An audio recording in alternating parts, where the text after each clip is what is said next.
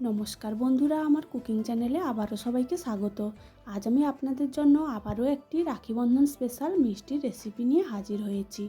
আজ আমি আপনাদের বানিয়ে দেখাবো একদম নরম তুলতুলে নারকেল মালাই বরফি সন্দেশের রেসিপি।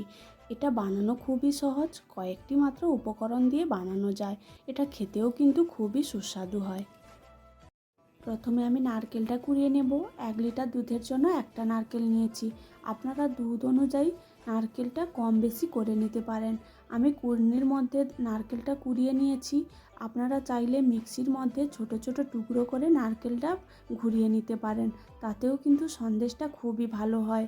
আবার বড় সুপার মার্কেটে নারকেলের পাউডারও পাওয়া যায়, ওটা দিয়েও এই সন্দেশটা বানাতে পারেন, তাতেও ভালো হয়।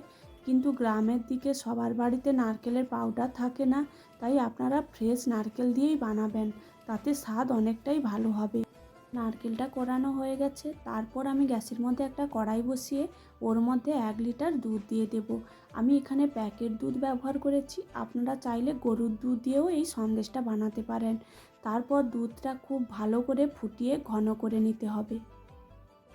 7 থেকে 8 মিনিট হাই ফ্লেমে দুধটা আমি খুব ভালো করে ফুটিয়ে নিয়েছি। তারপর এর মধ্যে দিয়ে দেব 10 টাকার গুঁড়ো দুধের প্যাকেটের 2 প্যাকেট, দিয়ে খুব ভালোভাবে মিশিয়ে নেব। তারপর এর মধ্যে দিয়ে দেব কিছুটা কেশরের ধাগা, দিয়ে খুব ভালো করে মিশিয়ে নিতে হবে। আরও 5 থেকে 6 মিনিট খুব ভালো করে ফুটিয়ে নেব, যতক্ষণ না পর্যন্ত দুধটা অনেকটাই ঘন হয়ে আসছে। 5 থেকে 6 মিনিট খুব ভালো করে ফুটিয়ে নিয়েছি, দুধটা অনেকটাই ঘন হয়ে এসেছে। তারপর এর মধ্যে দিয়ে দেব অল্প একটু এলাচ দানার গুঁড়ো, দিয়ে খুব ভালো করে মিশিয়ে নেওয়ার পর 1 চামচের মতো ইয়েলো ফুড কালার দিয়ে দেব।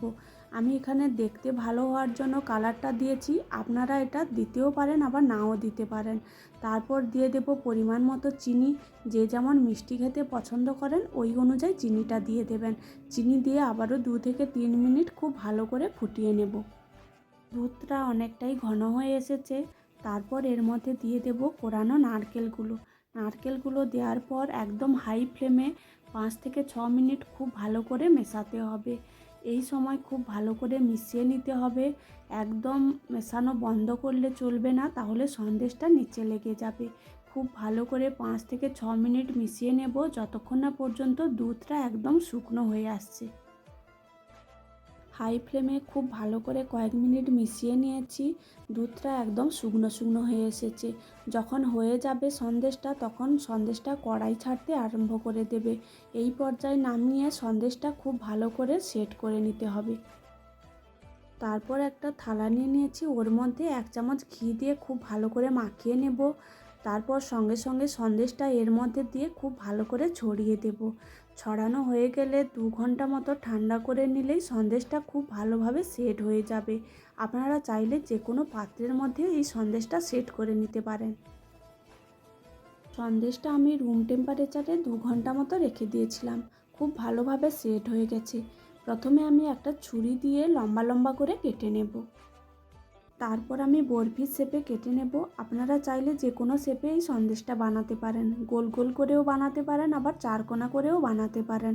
তারপর খুব সাবধানে বরফিগুলো এক এক করে তুলে নিতে হবে। কোরানো নারকেল আছে তাই একটু ঝুরঝুরে হবে, ভেঙে যেতে পারে, তাই সাবধানে বরফিগুলো এক এক করে তুলে নিতে হবে। তারপর পরিবেশন করুন রাখি বন্ধন স্পেশাল নারকেল মালাই বরফি সন্দেশ। আপনারাও এইভাবে একবার বানিয়ে নিতে পারেন, খেতে কিন্তু খুবই ভালো হয়, সবার পছন্দ হবে। ভিডিওটি ভালো লাগলে লাইক কমেন্ট শেয়ার ও আমার চ্যানেলটা সাবস্ক্রাইব করে দেবেন।